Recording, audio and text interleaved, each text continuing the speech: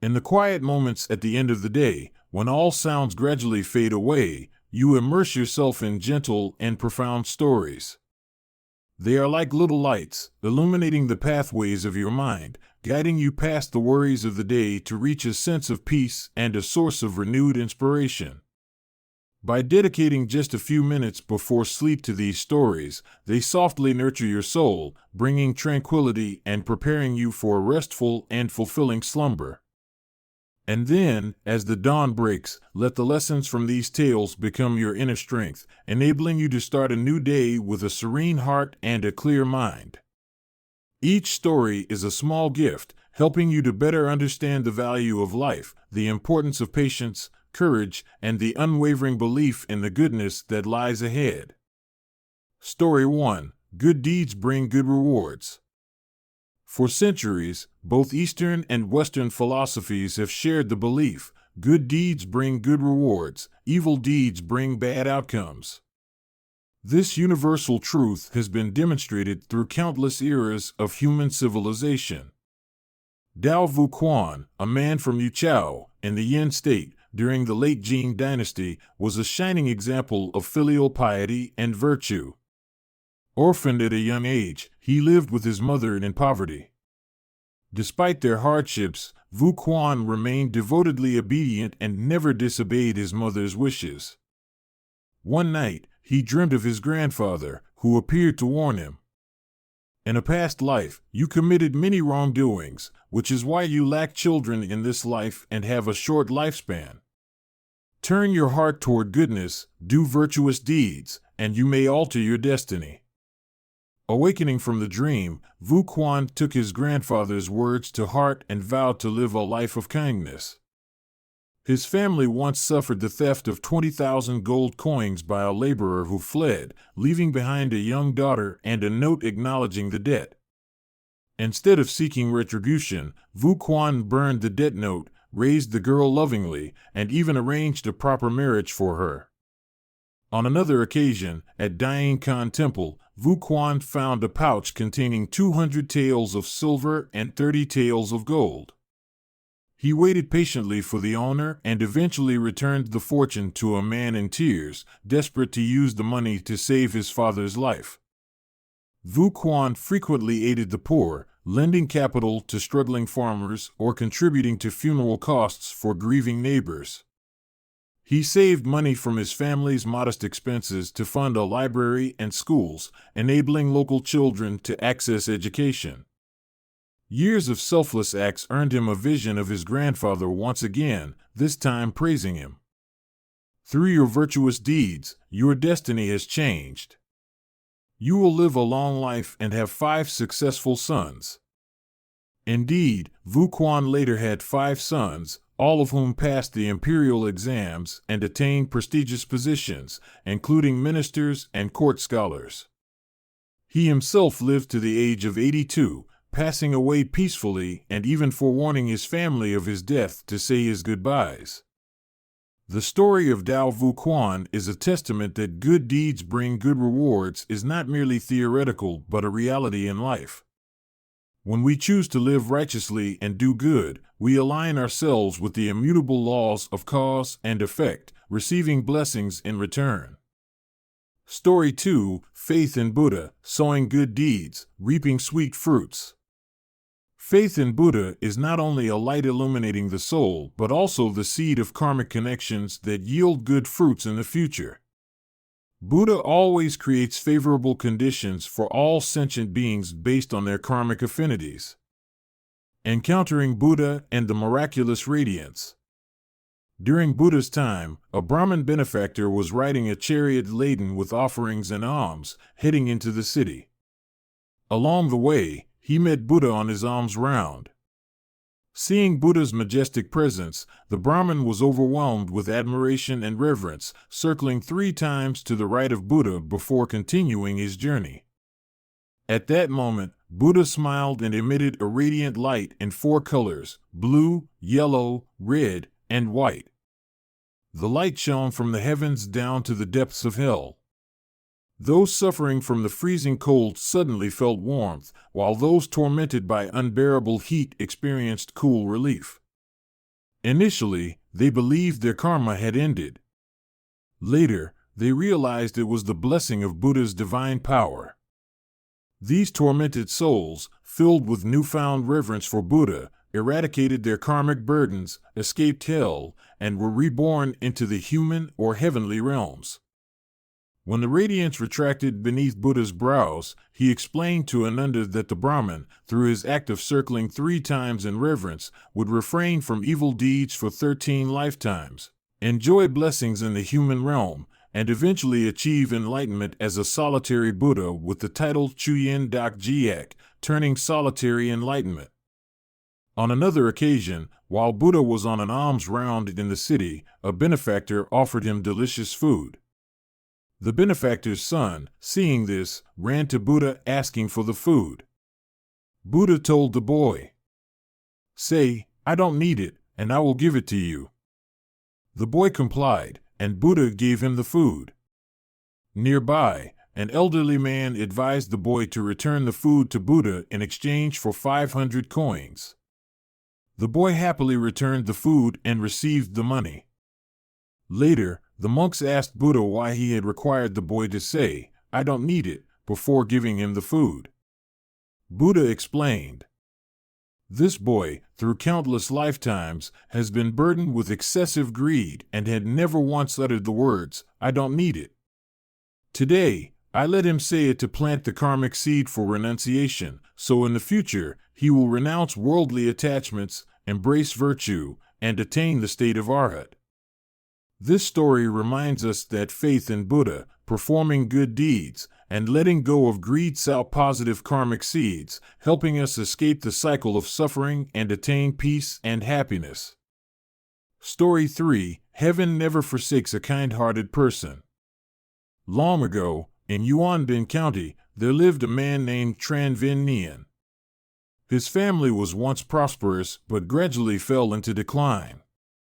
When his younger brother, Tran Vinh Tai, passed away, his widowed sister-in-law, driven by greed, insisted on separating from the family despite the clan's objections. Initially, Tran Vinh Nien tried to persuade his sister-in-law to stay with the family, but she remained adamant about dividing the inheritance. During the division, she demanded 2/3 of the family's assets, reasoning, "You're a man who can go out and do business. I'm a widow with young children, so I need a larger share." The clan found her demands unreasonable, but Tran Vinh Nien, being patient and kind-hearted, agreed. Not stopping there, the sister-in-law also insisted on passing the family's outstanding debts to Tran Vinh Nien, arguing, "You're a man, so it's easier for you to collect debts. Let all the debts be your responsibility." Despite knowing this would burden him greatly, Tran Vinh Nien accepted without complaint.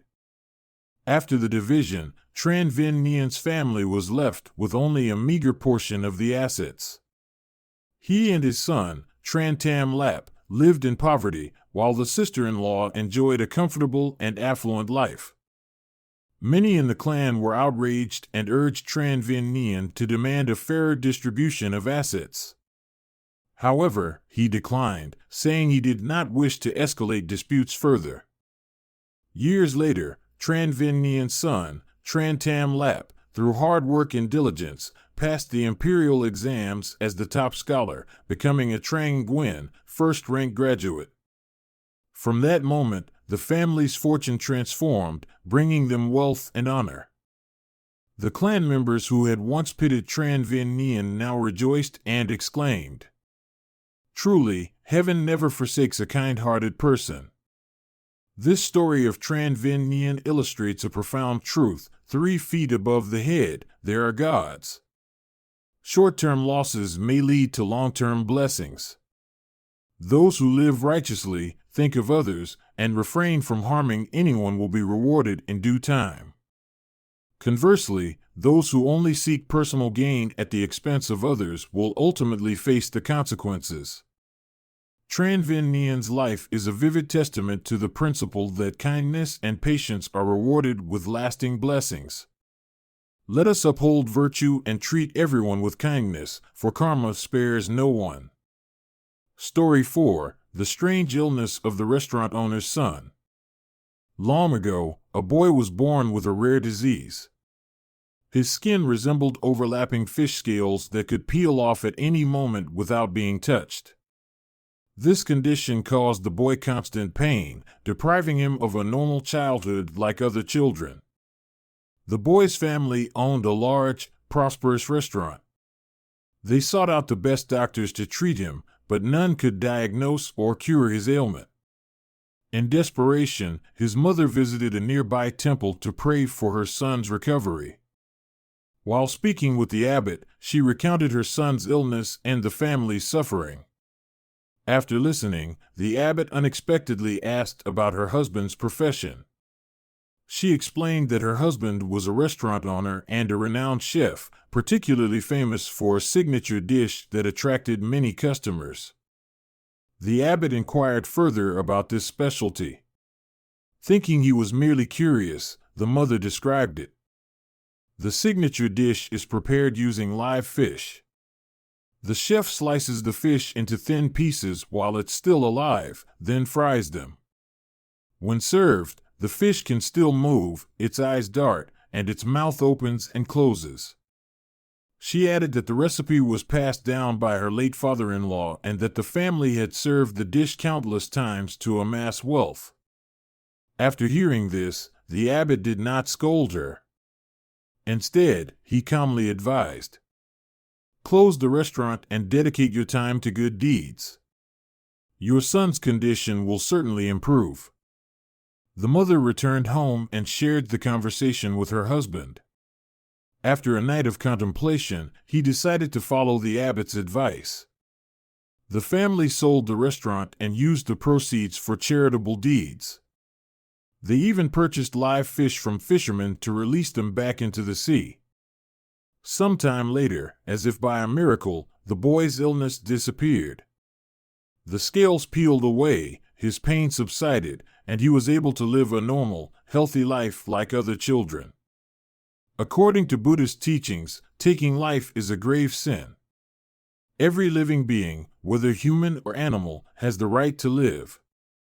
For this reason, abstaining from killing is the first precept in Buddhism's 5 precepts. This story serves as a reminder of the law of karma. You live by your trade, but you may also perish by it.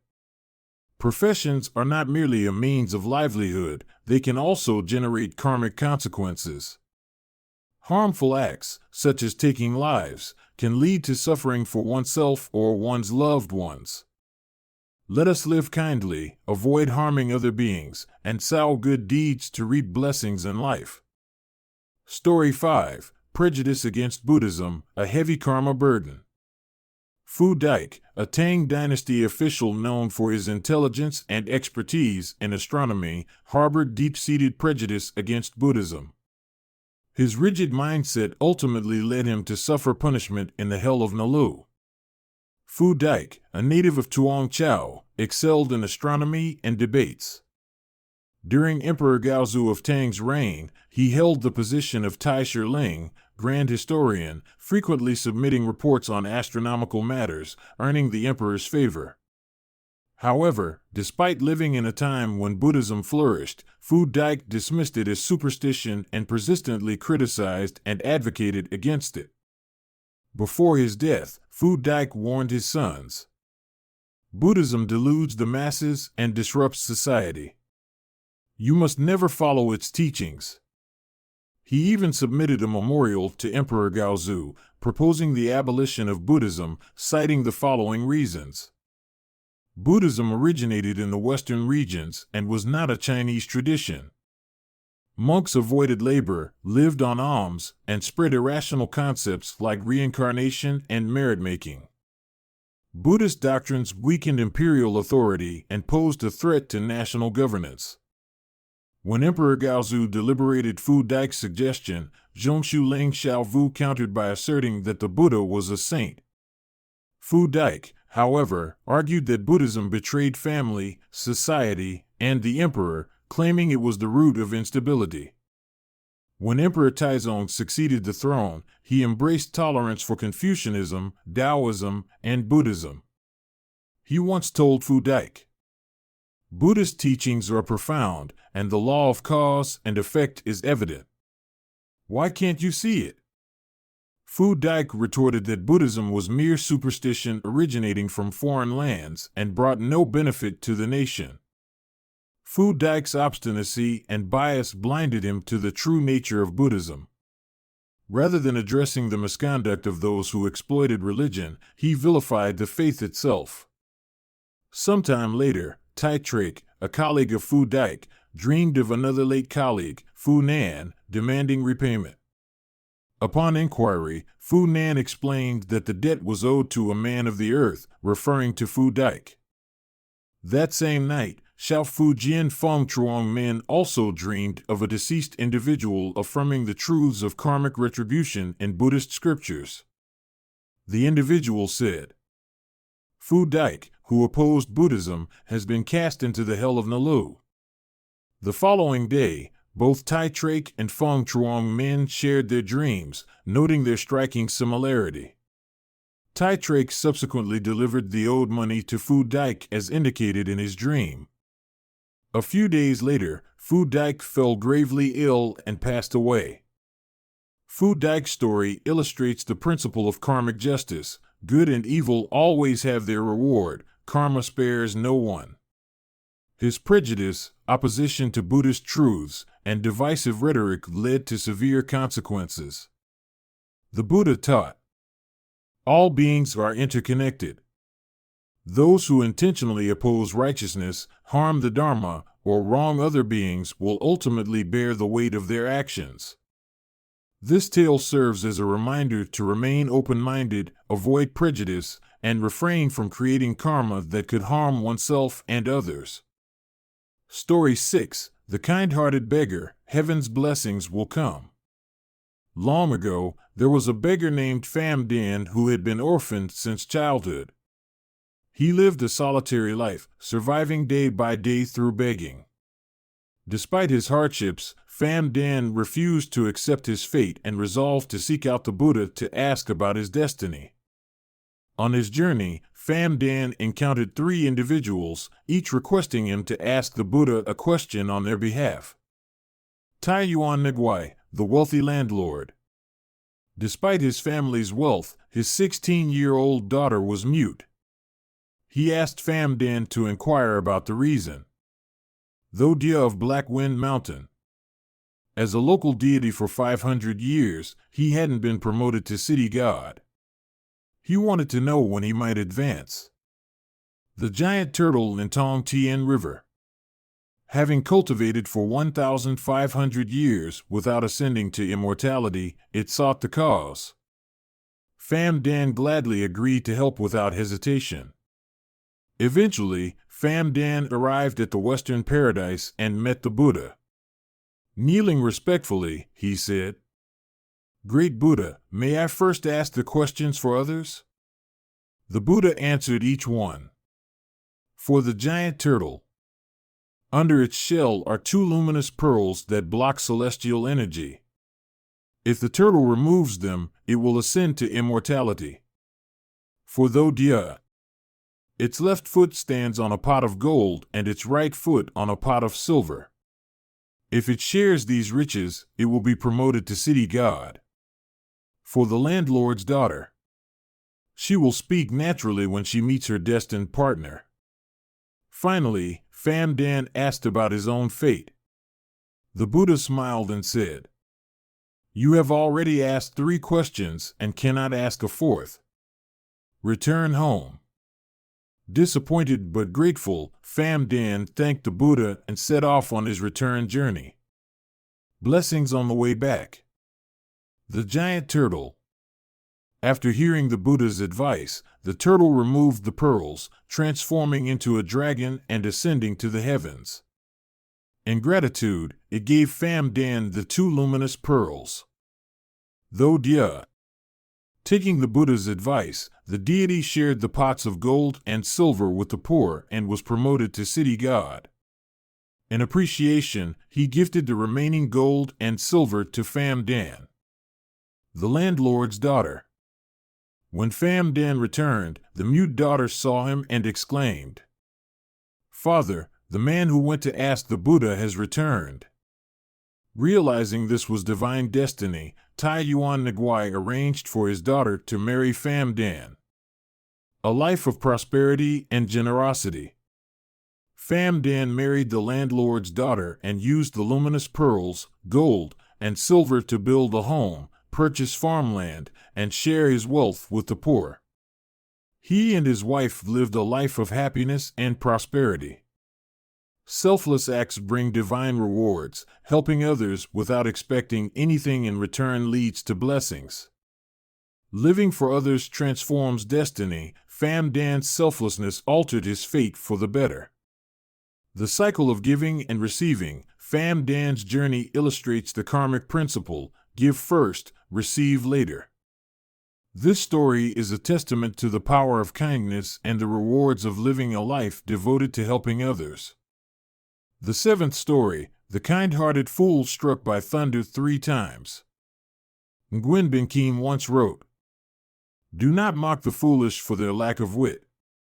For in due time, the fool may turn wise." The story below tells of a fool in a village, someone shunned by others yet blessed with a mysterious ability. In the end, his kindness transformed not only his destiny but also the lives of those around him. The Fool of Cam Lam Village. In Cam Lam Village, there was a fool who had been orphaned since childhood and was raised by the villagers. His mind was not clear, and he spent his days in a daze, unable to form a complete sentence. The villagers both pitied and feared him, believing he had brought misfortune to his parents.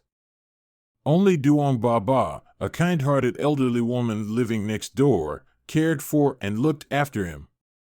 She was the only one who treated him well, often feeding him and chatting with him. His strange predictions. The first instance, the death of Lai Dai Jia. One day, the fool helped Duong Baba carry water.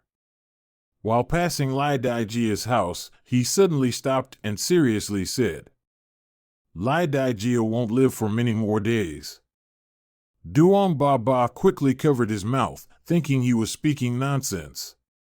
However, a few days later, Lai Dai Jia truly passed away. The second instance, Duong Baba's grandchild. 2 years later, while eating at Duong Baba's house, the fool solemnly said, "Don't let the child play by the river, something bad will happen." Duong Baba grew anxious but remembered his earlier accurate prediction about Lai Dai Jia. The next day, her grandchild played by the river and accidentally slipped into the water. At that moment, the fool appeared, dove into the river, and rescued the child. Meanwhile, another child from the village tragically drowned. Duong Baba was both relieved that her grandchild was safe and heartbroken for the family of Truong Jia. The 3 thunderstrikes and the truth about the fool. That evening, Duong Baba prepared a special meal to thank the fool. However, as she stepped out, she heard 3 deafening thunderclaps strike his house. Rushing over, she found the house burned to the ground and the fool lying there, his body scorched black. Heartbroken, Duong Baba took responsibility for his burial. But upon returning, she was astonished to find the fool sitting inside his house, alive and well. He explained, "Ma'am, I no longer have my divine abilities. Heaven has taken them back." It turned out the fool had a supernatural power to foresee life and death. However, he had used his abilities to save others, which caught the attention of heaven. 3 heavenly thunderbolts were sent to strip him of his power. From that day onward, the fool became an ordinary person, yet his mind grew sharper and clearer than ever before. This story teaches us: never underestimate anyone. Even a simple or foolish person can bring great goodness to others. Kindness and sacrifice will always be rewarded. The fool, despite losing his powers, became a respected and cherished individual. Compassion is the greatest virtue. Duong Baba's kindness toward the fool motivated him to overcome difficulties and forged a beautiful bond between them. Foolish or wise are often just labels. What truly matters is the goodness and sincerity within each person. The eighth story: why do some people frequently encounter misfortune? An old saying goes, "As you sow, so shall you reap." Plant melons, you will harvest melons. Plant beans, you will harvest beans. Everything that happens in life, whether good or bad, is not random. It is the result of seeds we have sown in the past. The misfortunes of Li Bin Nu. During the Qing dynasty, there was a man named Li Bin Nu, known for his talents in both literature and martial arts. Yet, his fate was riddled with misfortunes. Exam failures. Li Bin Nu dedicated 20 years to taking the imperial exams, but he failed every single time. Switching to the military exam, he achieved a high ranking in his hometown, but his streak of bad luck continued in the capital. During the military exam in the capital, a sudden downpour ruined his written submission when it fell to the ground and was trampled on. Though the examiner sympathized, he couldn't help and had no choice but to dismiss Li from the exam. In the horse riding portion of the exam, his horse stumbled, throwing him off and leaving him with severe injuries. This incident cost him another chance to succeed. Poverty and unending misfortunes. After these failures, Li became a teacher in a small village. However, his misfortunes persisted. A flood swept away all his possessions, including his books, leaving him penniless once again. Hoping for aid, he turned to Zhang Hoa Bang, a high-ranking official who admired his talents. Zhang recommended him to his son in Hangzhou. Yet when Li arrived, Zhang's son had recently passed away from illness. Once again, Li found himself stranded in a foreign place with no one to help. The turning point. Amid his despair, Li encountered a kind old man. Breaking down, he recounted his misfortunes and questioned the fairness of life. "I have never committed evil deeds. Why must I suffer like this? Does heaven not have eyes?" The old man listened patiently and gently explained. "It is not that heaven is blind. What you endure today is the consequence of past actions. Perhaps in a previous life, you harmed others, were arrogant, or ignored the suffering of those around you. Now, you must repay that debt. If the suffering in this life is not enough to balance the scales, you will continue to endure hardships in the next life. Only by repenting, fostering good intentions, and doing virtuous deeds can you transform your misfortune into blessings and change your destiny." The old man's words struck Li Bin Nu like thunder. Awakened, he resolved to live a virtuous life, helping others and ceasing his complaints about fate. After years of accumulating virtue, Li eventually passed the imperial exam and attained the rank of Jinshi, doctoral scholar. From that point onward, he lived a peaceful life, free from misfortune. This story teaches us that misfortune is not random. It is often the result of negative actions from the past, whether in this life or a previous one. Repentance and virtue can change fate. Acknowledging past mistakes and committing to goodness can transform even the most challenging circumstances. Plant good seeds for a brighter future. By living virtuously, we can improve not only this life but also the lives to come. Let us live with kindness, humility, and a heart full of good intentions, for these are the keys to a brighter destiny. The ninth story: sow good seeds to reap sweet fruits. The following story is a clear demonstration of the law of cause and effect. Good deeds bring rewards, evil deeds bring retribution. When you sow seeds of kindness, you will inevitably reap sweet rewards one day. On a cold evening, as the sky darkened, an elderly woman found herself stranded on the roadside with her Mercedes. Countless cars passed by, but no one stopped to help. Eventually, a man named Rand Anderson pulled over in his worn-out car to assist. Despite Rand's warm smile, the elderly woman was apprehensive, wondering if the man had ulterior motives. Sensing her unease, Rand reassured her gently. "I'm here to help you. Please wait inside your car to stay warm. I'll take care of this." The car had a flat tire. Though it was a simple fix, Rand got his hands dirty and even suffered a few scratches while changing the tire. Once done, the woman asked him how much she owed him. Rand simply smiled and replied, "I don't need any money. If you'd like to thank me, the next time you see someone in need, help them out and think of me." After leaving, the elderly woman stopped by a small diner on the side of the road. The waitress who served her was 8 months pregnant, yet she worked tirelessly with a cheerful demeanor despite standing all day. Watching her, the elderly woman was reminded of Rand's kindness. When the woman paid for her meal with a $100 bill, the waitress returned to give her change, only to find that the woman had left. On the table was a note that read, "You owe me nothing. I've been in your position before. Someone once helped me, and now I'm helping you. Please continue spreading this kindness, don't let it end here." Beneath the note were 4 additional $100 bills. That evening, as the waitress returned home, she couldn't stop thinking about the elderly woman's kindness. The unexpected money would ease the financial burden of preparing for her baby's arrival.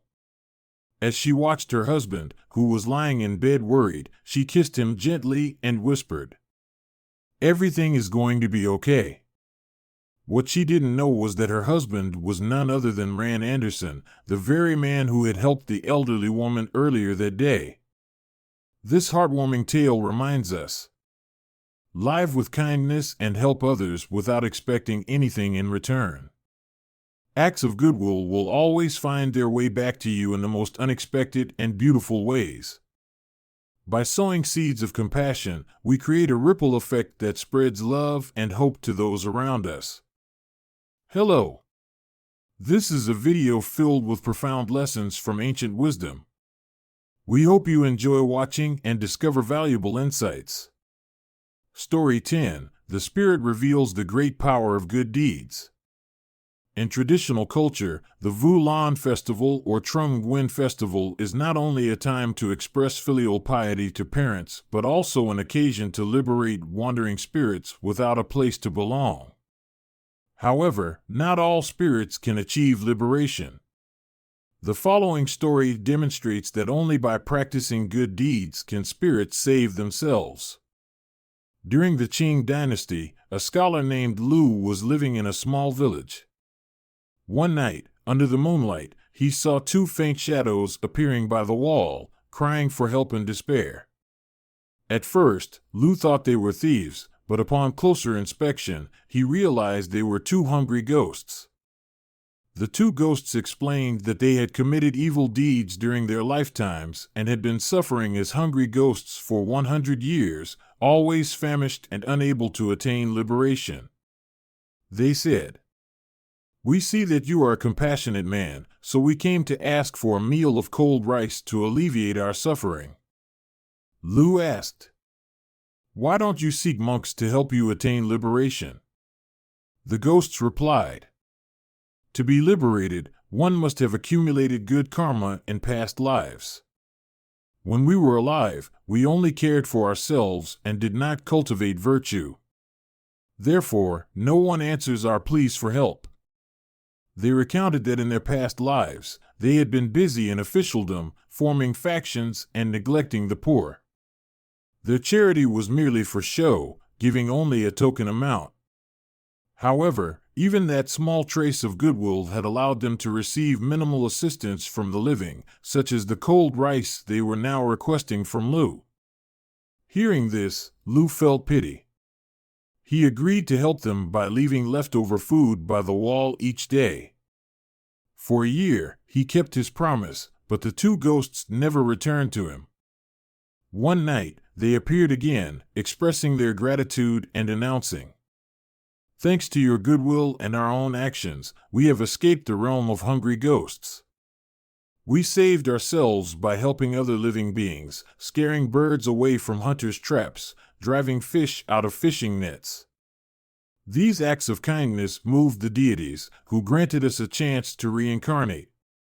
The story of the two ghosts emphasizes that doing good deeds is the only way to save oneself. Even as hungry ghosts, as long as one initiates good thoughts and actions, they can escape suffering.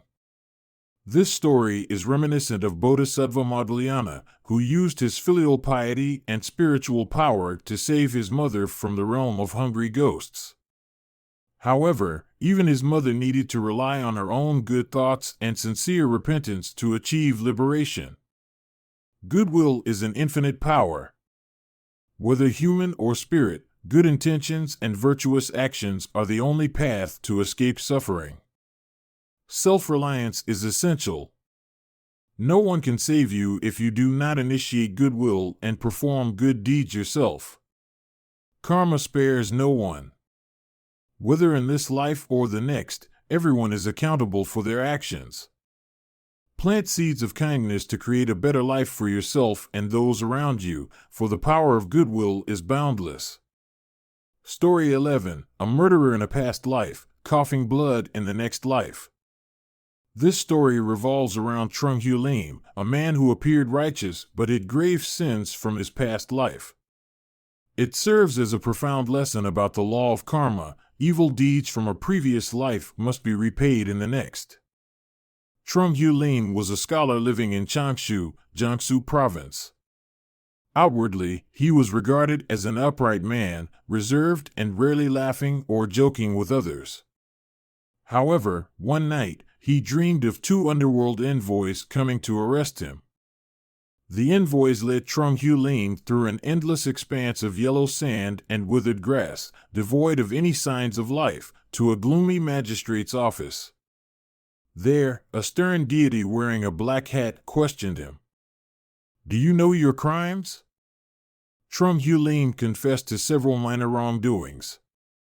Unfilial conduct. He had no money to bury his parents properly, leaving their coffins exposed to rain and sun for many years.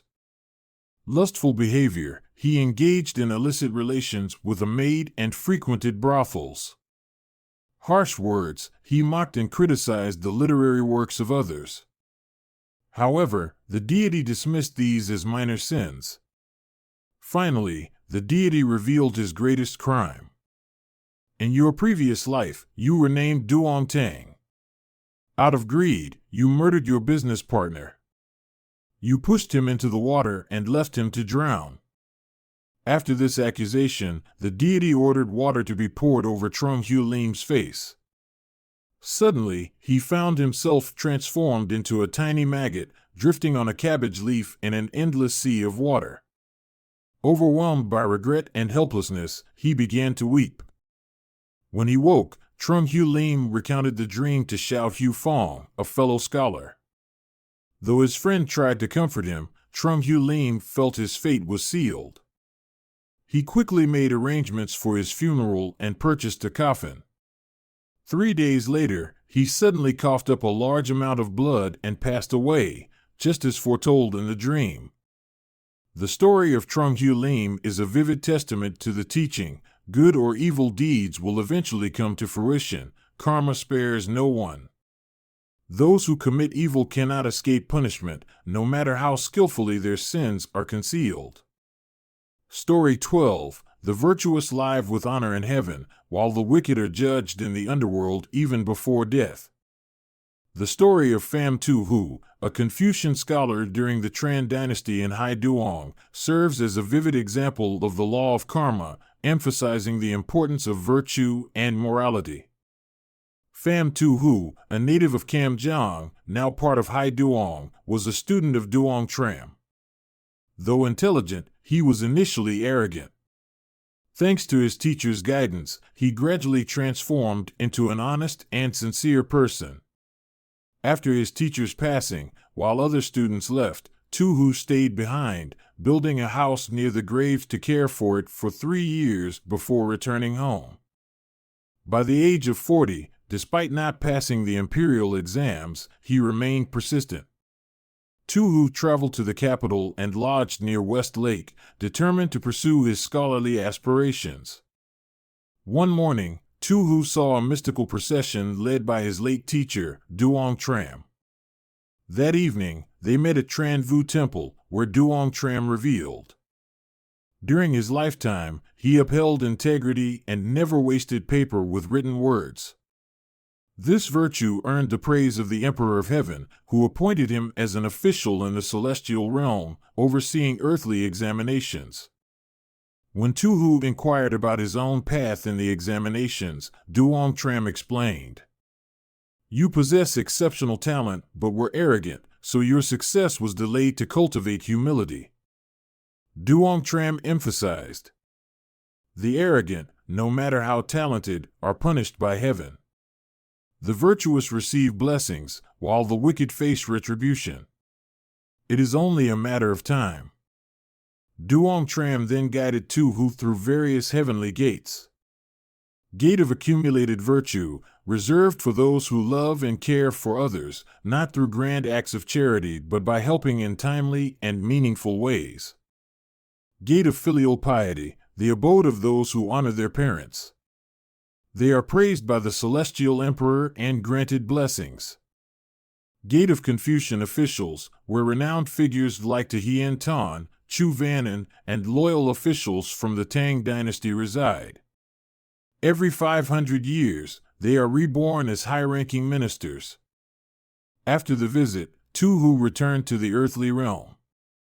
The following year, he passed the imperial exams and became increasingly prosperous. His teacher, Duong Tram, had foretold all the fortunate and unfortunate events in his life. The story urges people to live virtuously, honor their parents, and uphold moral values to receive blessings. It warns against committing evil deeds, which lead to harsh retribution. Story 13. Why do deities reprimand the good for small mistakes, but not punish the wicked for their evil deeds? This story tells of a cultivator who, despite his kind heart and strict discipline, was reprimanded by a deity for a minor mistake. Meanwhile, an evildoer who caused significant harm went unscolded, leaving the cultivator feeling unjustly treated. Through the deity's explanation, he came to understand the profound compassion and insight of enlightened beings. A cultivator lived deep in the forest, spending his days chanting sutras and meditating beneath a great tree. Recently, during his meditations, he often felt unclear and unfocused. One day, while walking around, he came across a pond filled with blooming lotuses, their beautiful flowers swaying gently in the wind. Unable to resist, he decided to pick one to place in a vase, hoping its fragrance would help calm his mind. As soon as he plucked the lotus, a commanding voice echoed from nowhere. "You are a cultivator. How dare you steal my lotus flowers?" The spirit of the lotus pond appeared, reprimanding him for allowing greed to influence his actions. The cultivator felt ashamed, apologized sincerely, and promised never to repeat the mistake. Just as he was apologizing, a stranger arrived and jumped into the pond, picking every flower. The man broke leaves, trampled the water, and carried off a large bundle of lotuses to sell at the market, looking pleased with himself. The cultivator was shocked by this scene. What confused him even more was that the lotus spirit remained silent, not scolding the man at all. Feeling indignant, the cultivator looked up to the sky and asked, "Why was I harshly reprimanded for picking just one flower, while this man destroyed the entire pond and faced no consequences? Is this fair?" The lotus spirit gently explained, "A pure white cloth shows even the smallest stain clearly, but once washed, it can become pristine again. Meanwhile, a dirty rag that has been soaked in filth for a long time cannot be cleaned, no matter how much it is washed. You are like the white cloth. I reprimanded you so you would recognize your mistake, cleanse your soul, and elevate your spiritual level. As for the gambler, he has fallen too far into his vices and has little thought of correcting himself. He is already on the path to darkness and will face his karmic retribution later. I need not intervene. Hearing this, the cultivator realized. All this time, I have been focusing on others' faults while neglecting to examine my own. This is why my mind has remained restless and my meditations unclear. Chanting sutras and reciting mantras alone is not enough. Without self-reflection, true liberation is impossible. This story reminds us: correct yourself before criticizing others, and do good deeds before seeking rewards. This is the right path to achieving inner peace and spiritual freedom. Story 14: The King's Regret. Long ago in India, there was a king named Yudi. He had once been a fierce warrior, participating in countless wars and taking countless lives. One day, upon encountering Buddhist teachings, the king suddenly realized the immense karmic burdens he had created. Aware of the terrifying consequences he would face, King Yudi began to live in fear. To atone for his past misdeeds, the king resolved to dedicate the rest of his life to doing good deeds. He ordered the construction of temples, provided shelter, food, clothing, and medicine to monks and the impoverished across the kingdom. These extraordinary changes surprised and delighted the people, but his ministers were puzzled. One day, a brave minister asked, "Your Majesty, forgive me for my bold question. In the past, you killed countless people. Do you think a few good deeds are enough to change everything?" The king did not respond immediately. Instead, he ordered a large pot of water to be boiled continuously for 3 days and 3 nights. Once the water was boiling furiously, the king threw his ring into the pot and commanded his ministers to retrieve it. Horrified, the ministers replied, "Your Majesty, retrieving the ring from the boiling water is tantamount to a death sentence." The king asked, "Is there any way to retrieve the ring without getting burned?" Everyone fell silent until one minister said, "Yes, Your Majesty. Put out the fire and add cold water to the pot. Then, the ring can be retrieved safely." The king smiled and said, "Exactly. The mistakes I made in the past are like adding fire to this boiling pot. If I don't stop, the pain and suffering will only grow worse. But now, I have realized my wrongs. I am not only stopping the fire, but also pouring cold water into the pot. These good deeds are my way of reducing the consequences of my past actions." This story conveys a profound message. Turning back is the shore. It is never too late to abandon wrongdoing and turn toward goodness.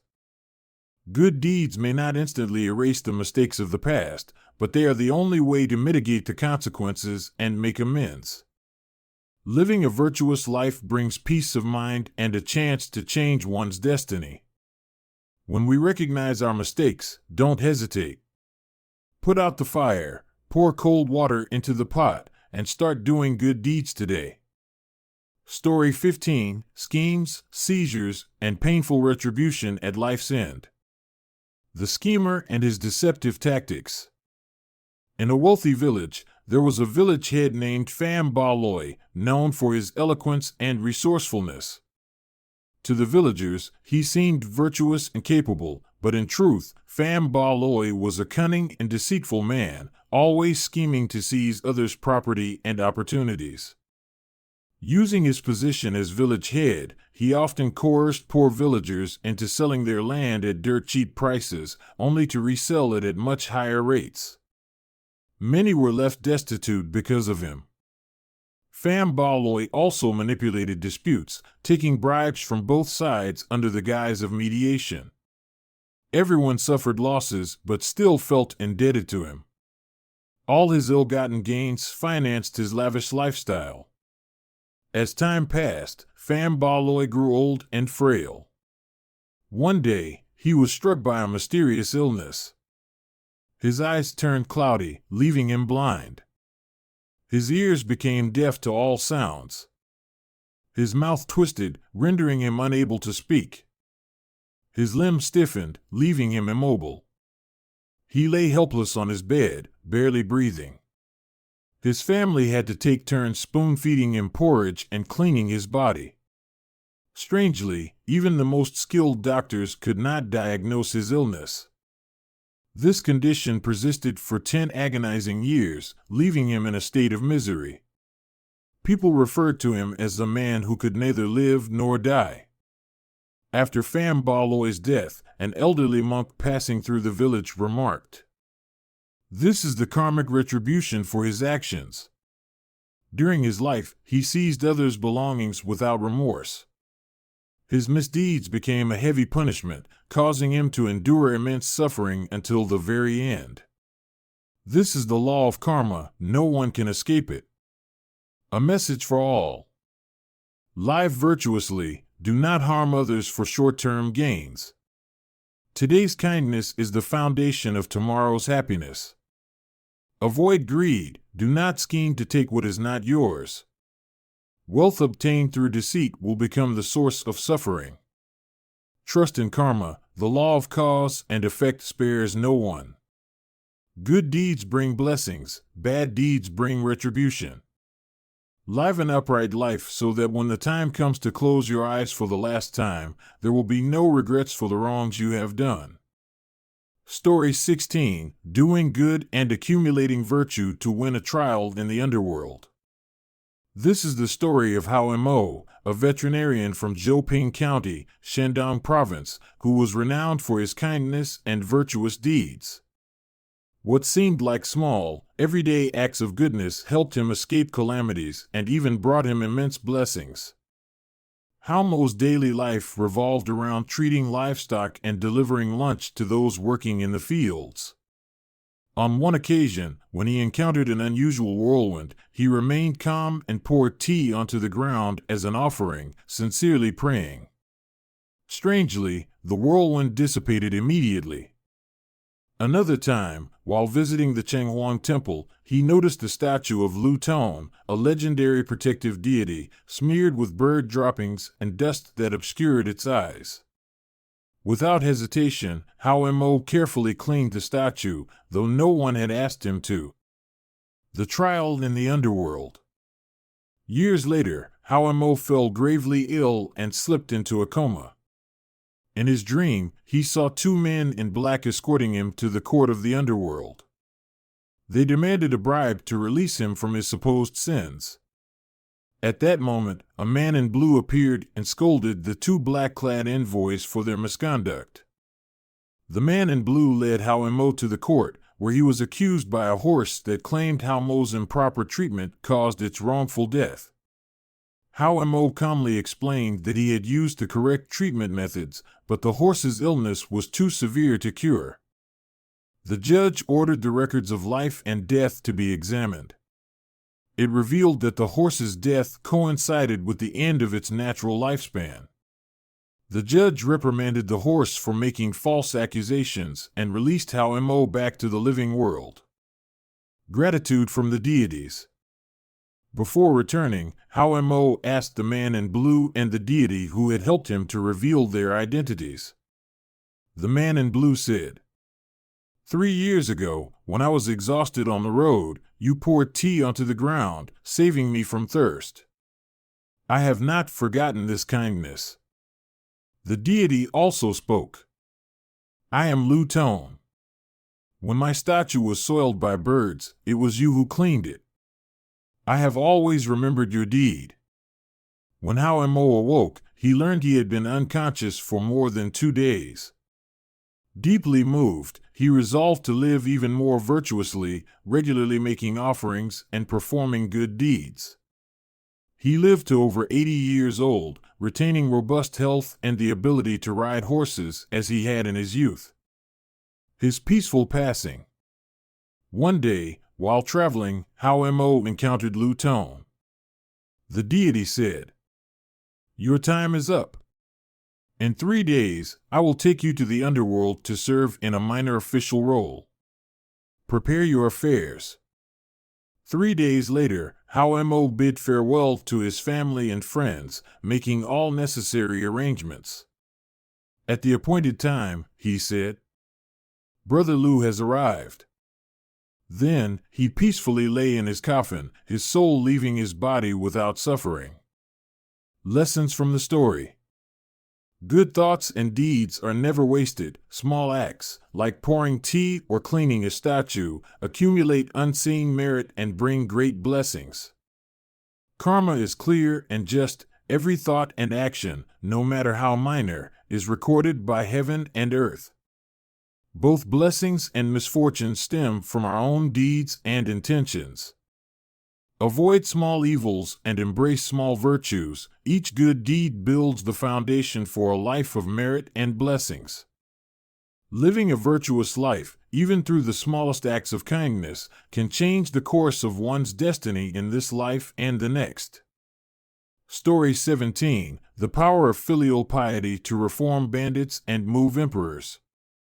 This story recounts the lives of two filial sons, whose devotion to their parents saved them from danger, reformed ruthless bandits, and even moved emperors to bestow great honors upon them. 1. Jiang Kach and his filial piety amid hardship. During the Eastern Han Dynasty, Jiang Kach lost his father at a young age and lived in poverty with his elderly mother. Amid national turmoil, when bandits roamed the land, Jiang Kach carried his mother on his back to flee danger, enduring countless hardships along the way. During their journey, they encountered a group of bandits who intended to recruit Jiang Kach into their gang. However, he pleaded with them, "My elderly mother still depends on me. If you take me away, who will care for her?" The sincerity of Jiang Kach's filial devotion moved the bandits. Not only did they spare him and his mother, but they also guided them to a safe path away from the chaos. Later, Jiang Kach continued to care for his mother with unwavering dedication, despite their dire poverty, even lacking a pair of shoes. When his mother passed away, he was overwhelmed with grief and lived near her grave to tend to it, wearing mourning clothes even while sleeping.